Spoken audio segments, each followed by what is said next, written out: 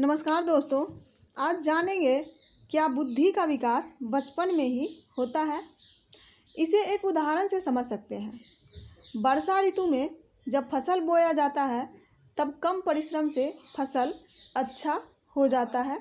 अगर पेड़ लगाना है तो वर्षा ऋतु में आराम से पेड़ लग जाता है, वह लगाने पर सूखता नहीं है। ठीक इसी प्रकार बचपन में भी जो बुद्धि होती है वह ऐसे ही बीज और वर्षा ऋतु का समागम होता है।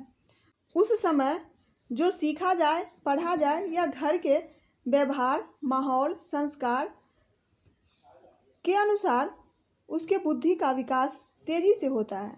ऐसा देखा जाता है कि अगर बच्चे 18-20 वर्ष की अवस्था तक जितनी तेजी से शिक्षा ग्रहण करते हैं उतना बाद में नहीं कर पाते। आरंभिक काल के शिक्षा को नींव कहा जाता है, जिस पर मजबूत इमारत खड़ा किया जा सकता है। अगर छात्र 18-20 साल तक नशा पान नहीं करे तो वह आगे भी नहीं करेगा। जो इस उम्र तक संस्कार बनते हैं वही जीवन भर पुष्ट होते चले जाते हैं। लेकिन यह भी नहीं कह सकते जो आरंभिक काल में बुद्धि का विकास नहीं हुआ तो ऐसे में बाद में वह नहीं हो सकता है। बिना बरसात के भी किसान फसल को सींच कर फसल उगा लेता है।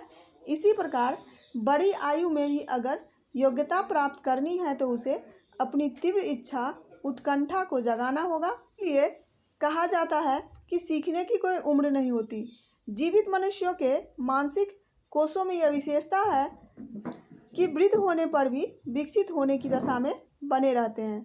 इसीलिए तो डॉक्टर, साइंटिस्ट मरते दम तक नई नई खोज करते रहते हैं।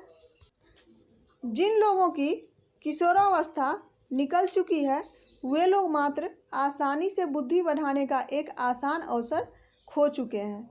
लेकिन तीव्र इच्छा और मेहनत से वह फिर से जो चाहेगा उसे प्राप्त कर सकता है, चाहे वह बुद्धि हो या कुछ और।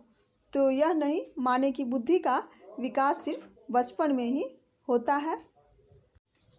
इसे आगे भी लोगों तक शेयर करें ताकि जो लोग समझ चुके हैं कि उनका समय निकल चुका है, अब वो आगे कुछ नहीं कर पाएंगे, उन्हें भी हौसला होगा और वे आगे करने की भी कुछ ठानेंगे तो वो कर जाएंगे।